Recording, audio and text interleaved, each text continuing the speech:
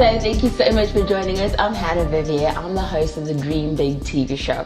Well, today we are at Georgina's Moms and Babes class here in Roodepoort. And outside of Dream Big, I love to spend time with my kids, and especially when it's things that can stimulate them and help them develop. So I asked Georgina to join us today just to show us a little bit about textures and why it's important to introduce textures early on for our kids. Hello, Georgina. Hello, Hannah. Thank you so much for joining us. Thank you for coming. I want to first start with, before we get into some of these really cool things, I'd like to just start with why it's important for us to introduce textures early on for our kids. And early on, we're talking about from around 2 months old. Generally, it's more from about 6 months, because up until 6 months, the children are very fisted. They only start to open their hands and release their hands at about 6 months. So from 6 months, we introduce them to lots of textures so that they aren't sensory defensive. And they've never felt anything before. So on their feet, their hands, most of their bodies, we just introduce all different textures. And then we introduce the love of different textures and feelings, and we try and get them away from putting textures in their mouth, which is where the mouth is their sense of touch at the moment. So I want to talk about this one, because this is really cool. And this is something that we've got some of the things that you can buy, like these little balls. The balls you can buy, and things, which come from Chinese markets, so you don't have to spend a lot of money on toys for children.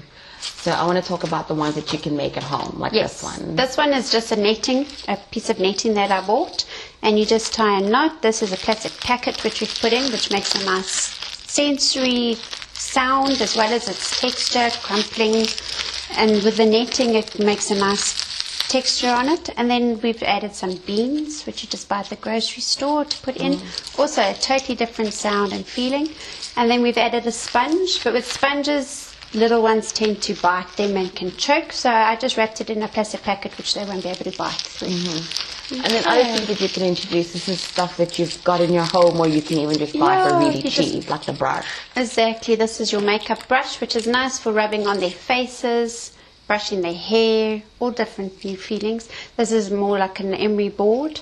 So it's a rough texture, and it's a good time to introduce language as well. So you would say rough, smooth, prickly, soft, all those kind of things. And here's one that's a little bit prickly. The rollers are so much fun. The little ones love the rollers. It becomes a toy later on where you can introduce threading, where you're putting objects through each other. You can also introduce stacking with the rollers. Oh, that's nice. I didn't even think of that. That's nice. So they're fun for on the carpets. You stick it on the carpets or any fabric, you stick it on them. Oh, that's nice. Hair, wherever you want. It's lots of fun. I want to talk about this because in your class, I made this with my daughter Sky. Yes. So every week when we came, you'd give us like different items to we do texture chains, and generally I introduce 3 new textures a week because we don't want to bombard them with too many textures. So we generally start off with 3. The first one's usually your chewing. I must say, this is actually a pencil grip, but it becomes a really good teether for them later on. And you say this to all of us, and it really did become Sky's favorite teether. She had that thing in her mouth all the time. Yeah, it's great for that. Then your hairband, and we start with what we call a dizzy disc, which is just feelings. You can rub it along individual fingers, which also introduces fingers to them, because up until then they've only known fists. So introducing individual fingers. So you just run it along each finger to give them the feeling. And then you rub it along the bodies. And also between 6 and 9 months, they hate lying on their backs because they now learn to roll. So generally, if you give them their texture chain, they will lie on their backs. And backlying is still important for them to do and to realize that they can be in all positions. And then we move on to all the other textures. So it's just all the little bits and pieces that you find lying around the house. I wanted to talk a little bit about this one. This is a nice one. You've got a sponge here, and I like this one. Yes. This is a nice one. That's actually a massage ball, which is a nice one. Yeah. A lot of physios use And those. another thing that you can use, just home stuff. This Garden is glove. It's just a garden glove. You've got your bath sponge. This is a car chamois type glove that you use to wash your car with.